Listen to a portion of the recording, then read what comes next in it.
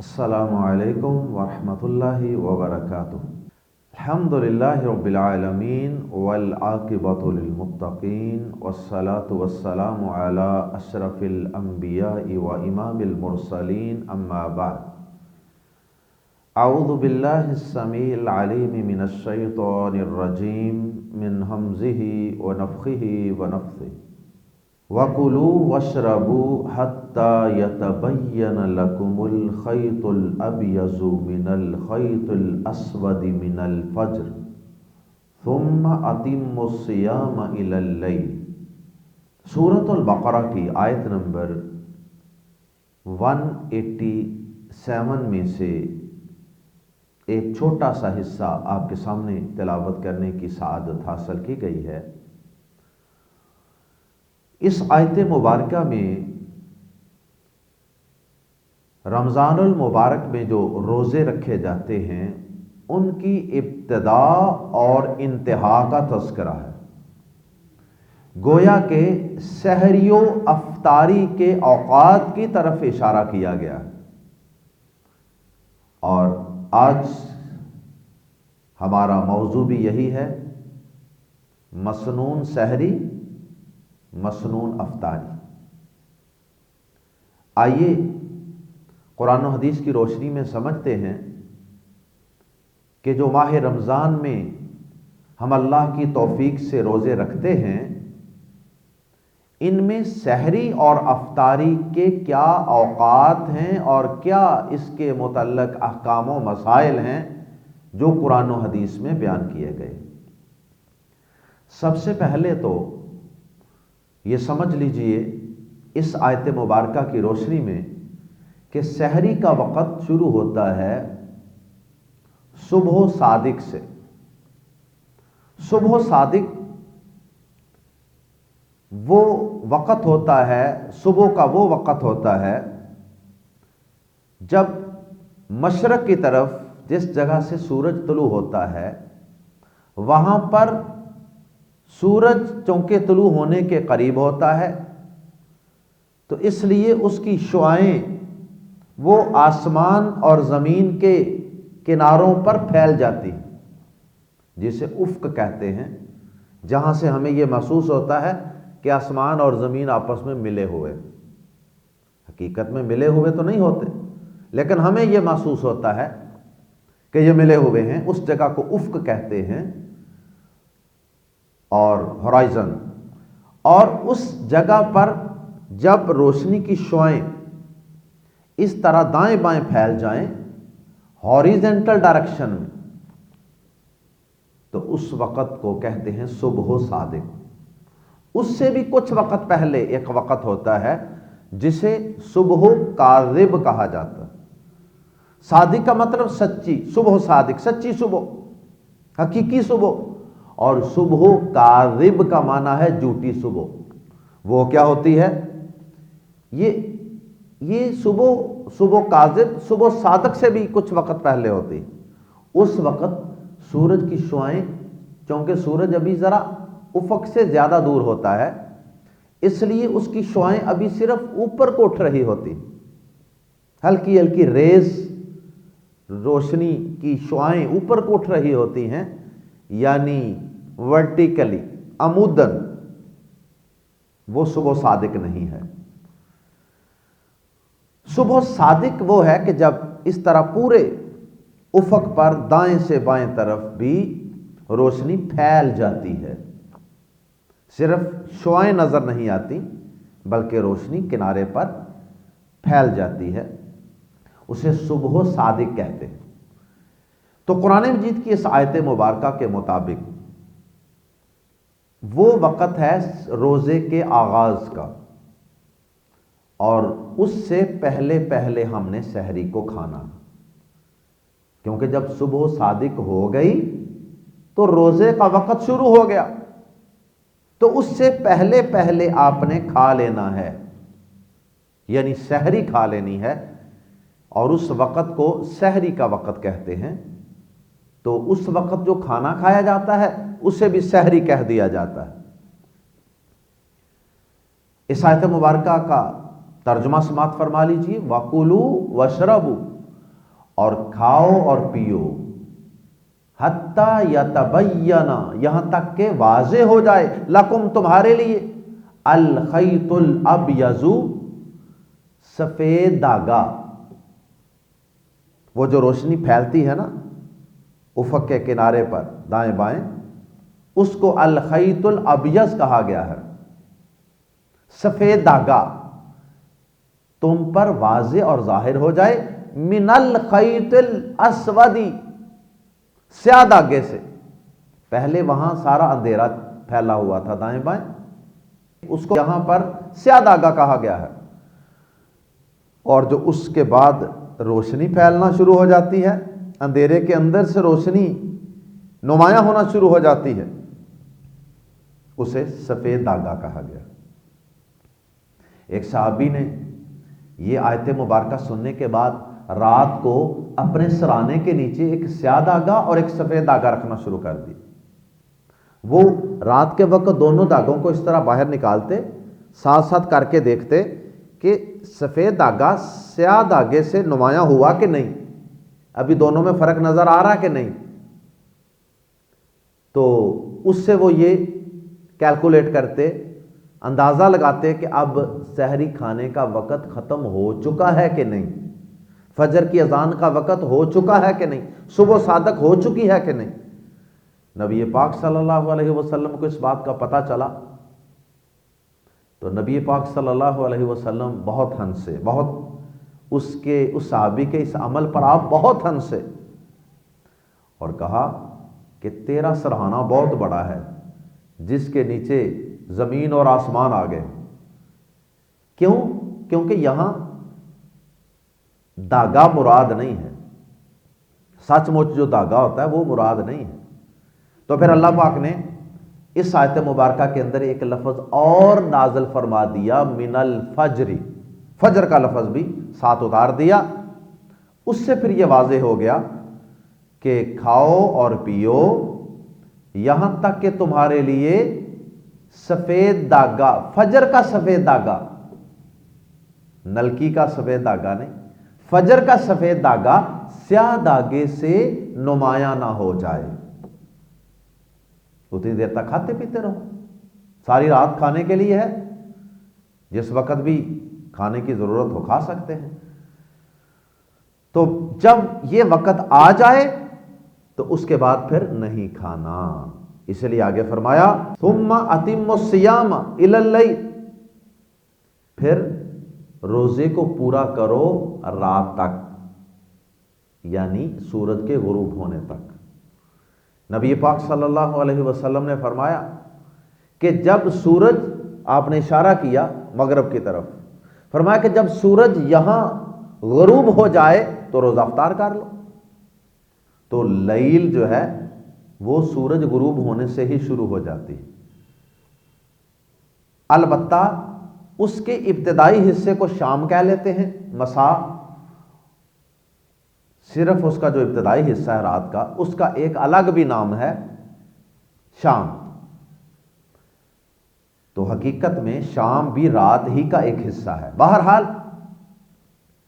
یہ روزہ جو ہے اس کی ابتدا سحری سے ہوگی، اور سحری کا کھانا وہ صبح صادق سے پہلے پہلے کھانا ضروری ہے، اور صبح صادق کے وقت ہی اذان کہی جاتی ہے عام طور پہ فجر کی، اس لیے لوگ فجر کی اذان سے ہی اندازہ لگا لیتے ہیں کہ سحری کا وقت ختم ہو گیا۔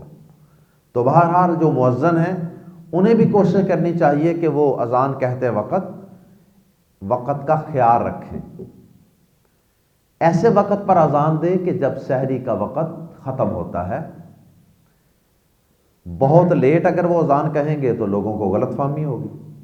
تو بہرحال فجر کی اذان اگر کوئی مؤذن بر وقت کہتا ہے صبح صادق کے وقت، تو پھر اس اذان کے ساتھ پہ سحری کھانی ترک کر دینی چاہیے۔ البتہ احادیث میں، سنن ابی داؤد میں یہ گنجائش موجود ہے کہ اگر کوئی شخص کھا رہا ہے اور کھاتے کھاتے اذان شروع ہو گئی، آپ نے فرمایا کہ ایک شخص کھا رہا ہے اور اس کے ہاتھ میں برتن ہے جس میں سے وہ اس طرح کھا رہا ہے، تو فرمایا کہ وہ برتن نہ رکھے یہاں تک کہ وہ اپنی حاجت پوری کر لے۔ یعنی اذان سے پہلے ہی اگر کوئی شخص شروع کر چکا ہے تو وہ کھانا مکمل کر لے، لیکن یہ نہیں کہ اس کی آنکھ لیٹ کھلی، اذانیں شروع ہو چکی تھی تو وہ کہتا میں جلدی جلدی 2 لقمے لگا لوں۔ نہیں، اب 2 لقمے کیا 1 لقمہ بھی لگانا حرام ہے۔ یہ رخصت اس کے لیے ہے جو اذان سے پہلے، صبح صادق سے پہلے ہی سحری کھانے کا آغاز کر چکا ہے، اس کے لیے گنجائش ہے۔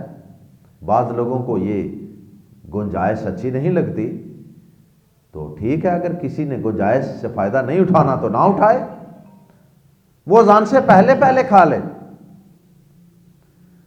اور سحری کے حوالے سے یہ بھی یاد رکھیں کہ سحری کھانا یہ باعث برکت ہے، سحری کو بلا وجہ چھوڑنا نہیں چاہیے۔ سحری کھانا یہ روزے کے لیے کوئی شرط تو نہیں ہے کہ اگر سحری نہیں کھائیں گے تو روزہ ہی نہیں ہوگا، لیکن سحری کھانا یہ باعث برکت ہے، اجر و ثواب ہے، سنت ہے۔ پیارے نبی صلی اللہ علیہ وسلم نے فرمایا تسحروا، سحری کیا کرو، کھایا کرو، فإن فی السحور برکۃ، اس لیے کہ سحریوں میں اللہ نے برکت رکھی، برکت۔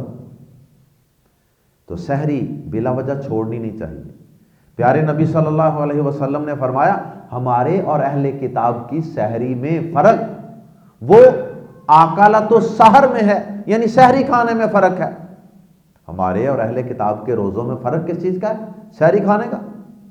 وہ سحری نہیں کھاتے، ان کا روزہ تو لمبا ہوتا ہے نا، جسے اٹھپہرا کہتے ہیں، 24 گھنٹے کا روزہ۔ تو ہمیں اللہ پاک نے پوری رات کھانے پینے کی اجازت دے دی ہے کہ کسی وقت بھی کھا لیں، لیکن سحری کی نیت سے جو کھانا ہے اس کے لیے بہتر ہے کہ وہ فجر کی اذان کے قریب ترین کھایا جائے۔ سحری لیٹ کھانا افضل ہے،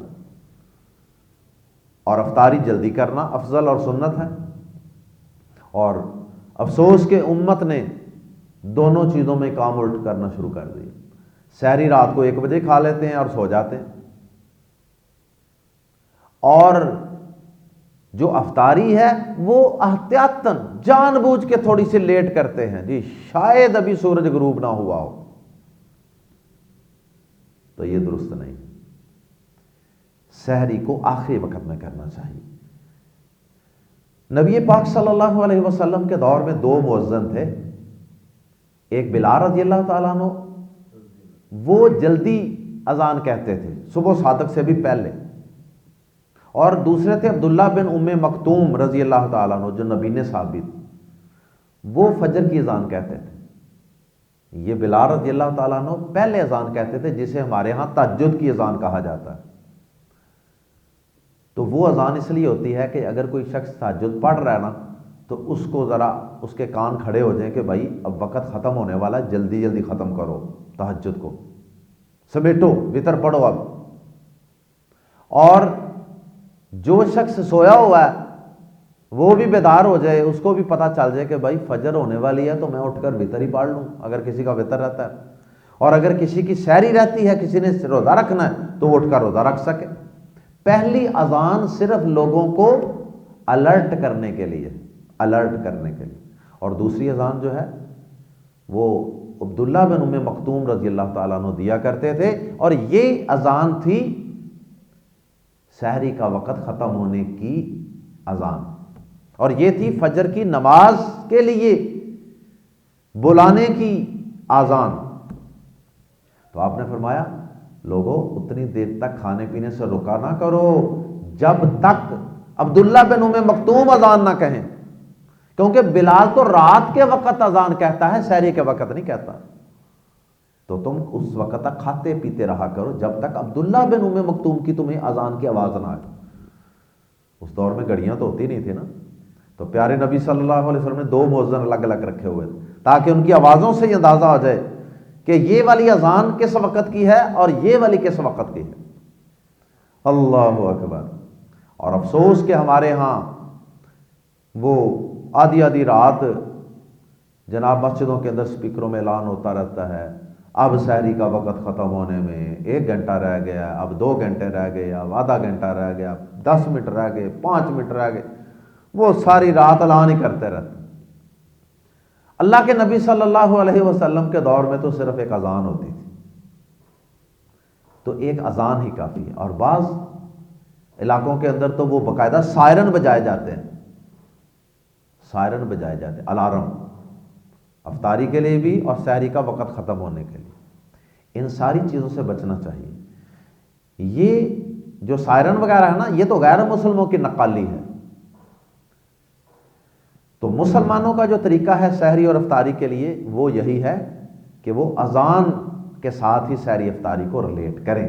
ہاں اگر کہیں اذان کی آواز نہیں آتی، آج کل گھڑیوں کی سہولت ہے تو اذان کی آواز نہیں آتی، وہ مسجد دور ہے، تو آپ وقت دیکھ کر، گھڑی کا ٹائم دیکھ کر بھی سحری افطاری کر سکتے ہیں، یا سورج کے غروب ہونے کو اور ادھر سورج کی روشنی افق پر پھیلنے کو دیکھ کر بھی آپ سحری افطاری کا وقت متعین کر سکتے ہیں۔ اس کے بعد یہ سحری جو ہے یہ کھا کر سونا نہیں چاہیے۔ بہت سے لوگ سحری کھا کے سو جاتے ہیں اور وہ جلدی سحری کھا لیتے ہیں۔ ایک تو وہ ایک سنت کی مخالفت کرتے ہیں، جلدی سحری کھاتے ہیں۔ سحری بالکل قریب کھانی چاہیے، آدھا گھنٹہ پہلے کھا لیں، 20-25 منٹ پہلے کھا لیں اندازاً۔ اور پھر سحری کھا کر جلدی کس چیز کی ہونی چاہیے؟ مسجد میں جانے کی، نماز فجر ادا کرنے کی۔ نبی پاک صلی اللہ علیہ وسلم کے صحابی ہیں سہل بن سعد رضی اللہ تعالیٰ عنہ، صحیح بخاری میں حدیث ہے، وہ کہتے ہیں کہ میں اپنے اہل و عیال، گھر والوں، فیملی کے ساتھ جلدی جلدی سحری کرتا تھا، اور مجھے جلدی ہوتی تھی کہ میں جا کر اللہ کے رسول صلی اللہ علیہ وسلم کے ساتھ نماز پڑھوں۔ اسے 2 باتیں معلوم ہوئی، ایک تو سحری آخری وقت میں کرتے تھے، اور سحری کرتے ہوئے یہ جلدی ہوتی تھی کہ میں جلدی جلدی سحری کروں اور جا کر نماز پڑھوں فجر کی۔ ظاہر ہے کہ درمیان میں وقت تھوڑا ہوتا تھا۔ دوسرا یہ پتا چلا کہ سحری کھانے والے کو فکر ہونی چاہیے نماز فجر کی طرف جانے کی، بستر کی طرف جانے کی نہیں۔ اللہ اکبر۔ اور یہاں پر سحری کے حوالے سے آخری بات عرض کرتا چلوں کہ سحری میں جس طرح افطاری میں کھجور کھانا سنت ہے نا، سحری میں بھی کھجور کھانا پیارے نبی صلی اللہ علیہ وسلم کی سنت، لیکن یہ اکثر لوگوں کو علم نہیں ہے، یا اکثر لوگ اس پر عمل نہیں کرتے۔ اپنی سحری کی ٹیبل پر سحری کے کھانے میں کھجوریں بھی ضرور رکھیں، ایک کھا لیں، زیادہ نہیں کھا سکتے، ایک کھجور ہی کھا لیں۔ اور افطاری کے حوالے سے بھی نبی پاک صلی اللہ علیہ وسلم کی ایک سنت تو یہ ہے کہ افطاری وہ جلد کرنی چاہیے۔ جلد سے مراد یہ ہے کہ سورج غروب ہونے کے بعد لیٹ نہیں کرنا چاہیے۔ اور ہمارے ہاں اکثر رواج ہے یہ احتیاطاً 2-3 منٹ 4 منٹ اذان لیٹ کہی جاتی ہے، اور ہمارے ہاں کئی مسلمان جو ہیں وہ بھی کہتے ہیں جی نہیں جی ابھی نہیں میں نے روزہ کھولنا، اس اذان کے ساتھ نہیں کھولنا، وہ جو 2-4 منٹ بعد ہوتی ہے نا احتیاطاً، میں نے ان کے ساتھ کھولنا۔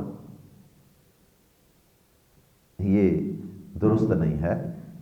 اور پھر نبی پاک صلی اللہ علیہ وسلم کی حدیث بھی ہے اس حوالے سے، آپ نے فرمایا لا یزال الناس بخیر ما عجل الفطر، لوگ جب تک افطاری کرنے میں تاخیر نہیں کریں گے، پر وقت اور جلدی فوراً سورج غروب ہوتے ہی افطاری کر لیں گے، فرمایا لوگ خیر اور بلائی پر قائم رہیں گے۔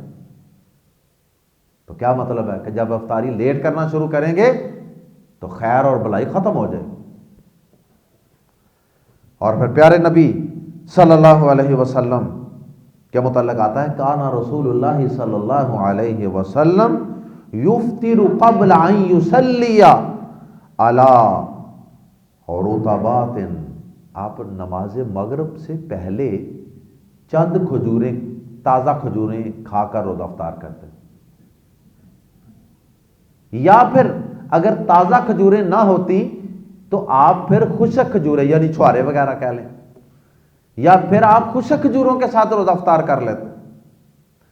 اور اگر یہ بھی نہ ہوتی تو حدیث کے الفاظ ہیں حسابات من ماء، تو پھر آپ پانی کے چند گھونٹ پی کر ہی افطاری کر لیتے۔ تو یہاں سے دو باتیں معلوم ہوئیں، ایک تو یہ کہ تازہ کھجور کے ساتھ روزہ افطار کرنا سنت ہے، وہ نہیں تو خشک چھوارے وغیرہ، وہ بھی نہیں تو پانی کے چند گھونٹ پی لیں۔ اس سے آگے بھی بعض لوگوں نے بات بنائی ہوئی ہے نمک کے ساتھ، اور یہ قرآن و حدیث میں ایسی کوئی بات نہیں۔ اگر یہ پانی بھی نہیں ملتا پھر جو چیز ملتی ہے اس سے روزہ افطار کر لیں۔ اور دوسری بات یہ معلوم ہوئی کہ پیارے نبی صلی اللہ علیہ وسلم نماز سے قبل چند کھجوریں کھاتے یا چند گھونٹ پانی کا پیتے، اور ہماری افطاری میں کیا ہوتا ہے؟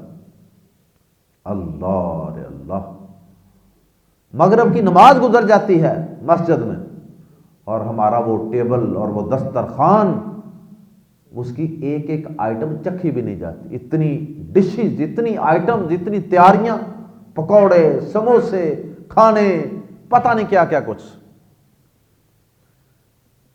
تو سحری افطاری روزے کا مقصد ہی ہم نے نہیں سمجھا، سحریاں بھی پھل، پراٹھے، لسیاں اور پتہ نہیں کیا کیا، اور افطاریوں کا بھی یہی حال۔ تو سچی بات یہ ہے کہ ہم رمضان میں عام مہینوں سے زیادہ کھاتے ہیں، افسوس والی بات یہ ہے۔ بہرحال پیارے نبی صلی اللہ علیہ وسلم چند کھجوریں یا چند پانی کے گھونٹ کے ساتھ روزہ افطار کر لیں۔ ایک یہ بھی سبق ہے اس میں ضمناً کہ یکدم معدے پہ بوجھ نہیں ڈالنا چاہیے، تھوڑی سی افطاری کریں، نماز پڑھیں جا کے، پھر اس کے بعد اگر آپ کو طلب ہے تو کوئی چیز مناسب مقدار میں آ کر کھا لیں۔ افطاری کے بعد پیارے نبی صلی اللہ علیہ وسلم یہ دعا پڑھا کرتے تھے، صحیح حدیث ہے سنن نبی داود میں، ذهب الظمأ وابتلت العروق وثبت الاجر انشاءاللہ۔ پیاس چلی گئی، رگیں تر ہو گئیں، پیاس چلی گئی، رگیں تر ہو گئیں، اور اگر اللہ نے چاہا تو اجر پکا ہو گیا۔ اور اگر کسی کی طرف افطاری کریں تو اس کو یہ دعا دیتے نبی صلی اللہ علیہ وسلم، افطر عندکم الصائمون، تمہارے ہاں روزے داروں نے روزہ افطار کیا یا تمہارے ہاں روزے دار روزے افطار کرتے رہے، وَأَكَلَ طَعَامَكُمُ الْأَبْرَارُ، اور تمہارا کھانا نیک لوگ کھاتے رہے، وَسَلَّتْ عَلَيْكُمُ الْمَلَائِكَةُ، اور تم پر فرشتے اللہ کی رحمتیں لے کر اترتے رہے۔ یہ دعا دینی چاہیے اگر کسی کے ہاں افطاری کروائیں۔ اور پیارے نبی صلی اللہ علیہ وسلم نے افطاری کروانے کی بھی فضیلت بیان فرمائی۔ آپ نے فرمایا من فطر صائما، جس نے کسی روزے دار کو روزہ افطار کروایا، کان لہ مثل اجرہ، تو اس کے لیے اتنا ہی اجر ہے جتنا روزہ رکھنے والے کے لیے اجر ہے۔ تو افطاری بھی کروانی چاہیے، یہ بھی سنت ہے۔ اللہ تعالی ہم سب کو پیارے نبی صلی اللہ علیہ وسلم کی سنت کے مطابق اپنی سحریاں اور افطاریاں کرنے کی توفیق عطا فرمائے۔ سبحانک اللہم وبحمدک، اشہد ان لا الہ الا انت، استغفرک واتوب الیک۔